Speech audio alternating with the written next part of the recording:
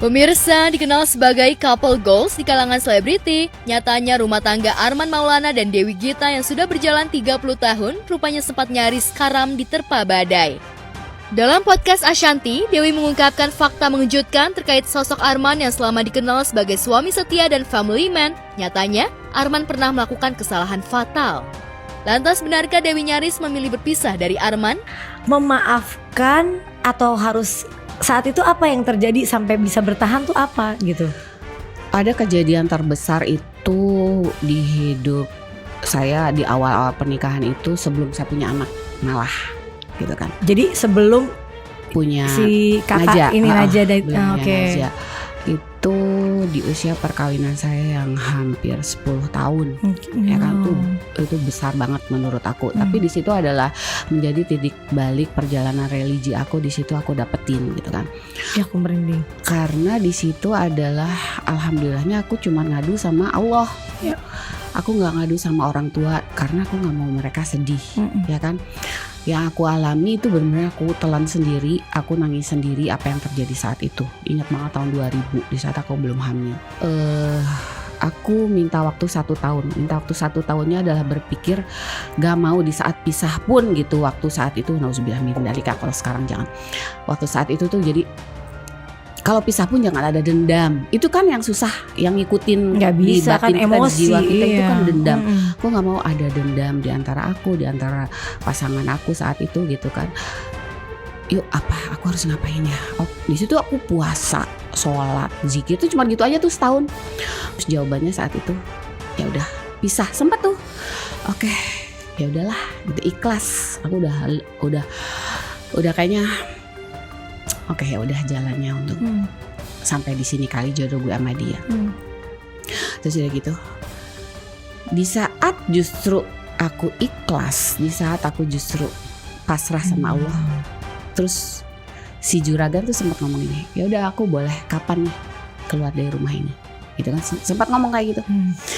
Terus aku bilang terserah, aku bilang gitu. Dan aku juga udah bijaksana, terserah, silakan. Kalau memang lah ya. Kalau memang kebahagiaan kamu udah ada di luar sana, ya aku juga nggak bisa apa istilahnya nggak bisa mempertahankan. Ya buat apa kamu sama aku kalau kamu nggak bahagia? Udah kayak gitu lah, nggak pergi. Dia malah nggak pergi, malah aku gituin malah nggak pergi. Ya, sampai saat ini. Ya sama lah dengan rumah tangga yang lainnya pastinya. Banyak gonjang-ganjing, banyak topan badai menimpa. Tapi rumah tangga bohong banget kalau nggak ada ribut, bohong banget kalau nggak ada ketidaksamaan. Tapi ya itu mungkin dari aku pribadi sih, saya tidak mencari pasangan yang sempurna karena saya juga jauh dari wanita yang sempurna. Tapi saya dan Arman berusaha untuk saling menyempurnakan kehidupan kami berdua, kehidupan rumah tangga kami. Sebagai wanita, Dewi tak memungkiri jika hatinya sakit dan terluka lantaran pengkhianatan Arman. Yang paling memediskan hati, Dewi rupanya menyanyikan lagu ciptaan Arman berjudul Keajaiban yang diciptakan untuk wanita selingkuhannya. Tahun 2000 itu ada rilis album aku Kegaiban Biru. Itu semuanya tuh ciptaan Arman. Itu tuh liriknya juga dia yang ciptain tuh. Kalau mau dibaca satu-satu, iya itu dia, keadaan dia saat itu, dan aku yang nyanyiin. Di situ tuh ada maafkan aku mendua, kau jauh, buat yang lagi jauh sama dia. Itu gue yang nyanyiin, Ashanti. Tapi bukan buat gue itu lagunya. Bisa kayak gitu, aku tuh baru nggak setelah. Aduh gak perkara nih kakak. Ini gila ya gitu kan. Tapi ya itu tadi hebat banget sih. Butuh 1 tahun bagi Dewi untuk bisa merenungi perihal nasib rumah tangganya. Jika sebagian selebriti memilih bercerai dari pasangannya saat mengetahui jika pasangannya selingkuh, Dewi justru mengambil langkah berbeda. Ibu dari Naja, Dewi Maulana ini justru berusaha introspeksi diri terkait apa yang membuat Arman sampai tega menduakan cintanya. Dewi sadar dirinya yang kala itu tengah berada di puncak popularitas, sering mengabaikan perannya sebagai seorang istri, apalagi dirinya juga belum dikaruniai anak. Lantas apa yang membuat Dewi akhirnya memilih untuk memaafkan kesalahan terbesar Arman? Benarkah Dewi sempat menelpon wanita yang diduga selingkuhan Arman? Itu tadi, saya justru tidak menyalahkan semuanya ke juragan ya. Iya. Aku justru juga di situ menyalahkan aku. Dimana memang aku juga di situ lagi ego tinggi, aku lagi Sama-sama istilahnya ini. naik daun Iya. banget, lagi ngerasa punya, Power lah. iya, lagi punya ngerasa duit lebih Iya, banyak iya, dari iya. suami Iya, gitu kan. iya. Jadi aku lupa untuk ngurusin Iya. dia. Terus karena 8 tahun kosong, belum punya anak, jadi aku kayak ngerasa perawan aja Iya, gitu, ngerasa nggak punya siapapun yang aku harus urus. Itu pun karena aku ngerasa itu kesalahan aku juga. Jadi waktu itu setahun perjalanan aku untuk cari jawaban itu adalah karena aku ngerasa ini salah gue juga. Aku 1 tahun tutup jendela, tutup pintu tuh untuk apapun angin yang masuk untuk cari jawaban. Ya jawabannya ya adalah ya ternyata dia jodoh aku sampai sekarang. Sampai Gue tuh udah sampai teleponan sama perempuannya tuh teleponan yang ada di lagunya parah banget sih. ada di lagunya si Kegaiban dulu tuh gue sampai teleponan. Enggak itu. Ya, setelah proses panjang, badai rumah tangga yang menerpa Dewi dan Arman berhasil dilewati. Setahun pasca rumah tangganya nyaris karam, Dewi dan Arman dikaruniai momongan. Kehadiran Naja rupanya membawa kebahagiaan dan menambah kekuatan cinta keduanya. Lantas benarkah Dewi sempat mengalami 3 kali keguguran? Benarkah Arman kini lebih cemburuan kepada Dewi? Tapi akhirnya kan Tuhan memberikan anak setelah itu dong. Mm-mm. Itu emang cuma pengen 1 atau emang kayak enggak aku atau emang gimana? Sebenarnya aku tuh keguguran ada 3 kali. Sama kayak aku. Ya, jadi memang pengennya membanyak ya sih. Oh, jadi bukan karena memang bukan. karena itu terus kayak udah punya anak 1 aja. Di saat udah gitu. punya Naja juga aku sempat hamil lagi. Ya.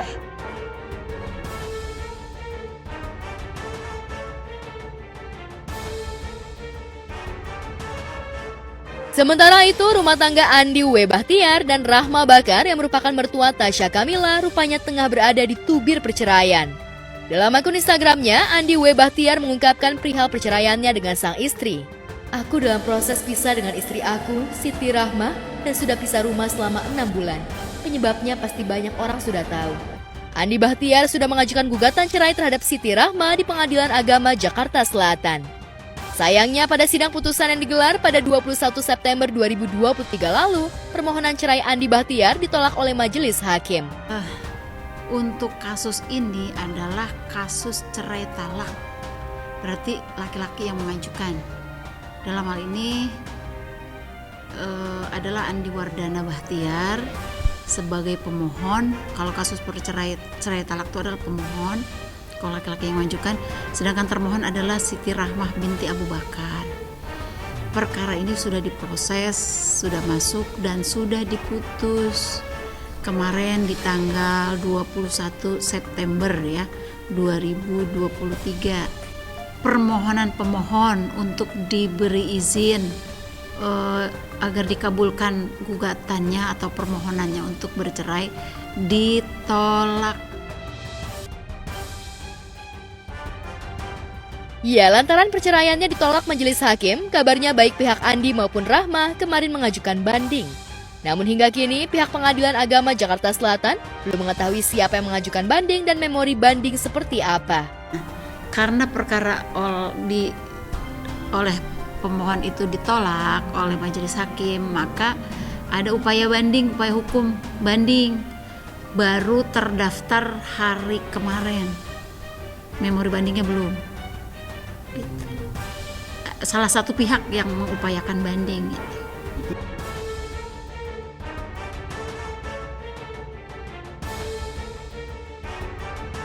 Pemirsa, RCTI kembali akan menggelar acara TikTok Awards untuk yang ketiga kalinya. Malam Puncak Awards 2023 akan digelar pada 12 Oktober 2023 mendatang dengan mengusung tema #Big on the Small Screen. Ya, acara TikTok Awards merupakan bentuk penghargaan bagi para konten kreator yang sudah memberikan banyak inspirasi bagi masyarakat. Dan RCTI memastikan akan menggelar acara TikTok Awards secara meriah dan megah dengan penampilan sejumlah selebriti ternama serta para musisi papan atas. Kita hari ini ada press conference TikTok Awards 2023 yang nanti perhelatannya akan diadakan live di Studio RCTI Plus tanggal 12 Oktober 2023. Yang pasti artis-artis ataupun penyanyi band yang sudah sering ya dilihat oleh para pemirsa juga kita pasti akan kolaborasikan, tapi yang pasti ada satu atau dua ya bintang tamu spesial sekali yang nanti akan ada di Malam Puncak TikTok Awards 2023. Ditunggu aja dan penasaran. Ya, kalau konsep sebenarnya di TikTok Awards ini adalah salah satu awarding yang unik ya, spesial gitu ya. Di antara misalnya awarding kita yang lain ada awarding film, awarding musik gitu ya. Kemudian awarding televisi, kemarin kita baru selesai mendengarkan Indonesian Television Awards ya. Untuk TikTok sendiri kan itu kan karya daripada content creator. Video berdurasi pendek yang sangat ya tadi itu ternyata big on small screen, jadi sebenarnya pendek-pendek gitu loh, kita lihat di handphone aja tapi ternyata dampaknya tuh besar gitu, dan itu bisa seperti efek domino membuat perubahan ataupun membawa dampak bagi orang lain, membuat orang juga jadi pengen bikin juga gitu kan, bahkan sama atau lebih baik gitu, dan bisa merubah hidup orang juga. Jadi banyak sekali sih, itu mungkin juga kita akan masukkan nanti ke dalam konten Malam Puncak TikTok Awards 2023. Dalam hal kategori, TikTok Awards pun akan berbeda dengan tahun lalu. Tahun ini akan ada 3 kategori pemilihan, yaitu voting dari pemirsa, juri, dan 1 kategori changemaker yang masih dirahasiakan. Nah, kalau untuk jumlah nominasi sendiri, seperti memang ada penambahan. Seperti yang saya tadi, menyesuaikan dengan kedinamisan yang terjadi setiap tahun gitu ya, selalu bertambah. Karena memang ternyata orang Indonesia itu kreatif banget ya. Jadi mereka tuh bisa membuat berbagai macam konten yang sangat menghibur, tapi sekaligus juga menginspirasi gitu. Tidak hanya menghibur, menginspirasi dan memberikan dampak yang positif seperti tadi disampaikan. Kalau untuk voting dan penilaian ini melalui TikTok sih ya, melalui TikTok dan juga aplikasi, mungkin nanti berkembang terus, ini masih kan menuju 12 Oktober itu nanti kita akan lihat. Ya betul, itu ada namanya Judge Speak. Jadi ada beberapa juri, di antara ada Mas Anton Ismail, kemudian ada Cinta Laura juga, selebritis, juga ada perwakilan dari RCTI juga untuk menilai para content creator ini mana nih di antara yang mencari yang terbaik, di antara yang terbaik. Itu adalah tugas mereka nanti. Itu tadi changemaker ya, changemaker of the year itu memang kategori yang sangat spesial. Kita semua menunggu, saya pun tidak tahu siapa pemenangnya, tapi saya jujur juga menantikan karena itu pasti sesuatu pemenangnya itu adalah yang sangat memberikan dampak yang positif, dan dia pasti sangat kreatif dan pasti ditunggu. Dia akan membawa banyak perubahan sih kalau misalnya nanti kita tahu siapa pemenangnya. Diselenggarakannya TikTok Awards ini rupanya disambut antusias oleh Evan Sanders. Apalagi Evan juga sering membuat video atau konten-konten lucu. Bahkan lantaran konten yang dibuatnya, Evan sudah mendapat centang biru. Evan pun berharap jika ajang penghargaan TikTok Awards ini bisa menambah semangat para konten kreator untuk membuat konten yang bisa mendidik dan menginspirasi masyarakat. Udah apply dari bulan apa ya? Nggak naik-naik, kan dapet bingung juga. Udah sampai dipanggil ke TikTok kantor, meeting, biasalah masalah collab dan lain-lain gitu. Belum juga. Ya sudahlah. Nggak ini sih, nggak ada ekspektasi. Yang penting kan yang nonton tetap happy gitu.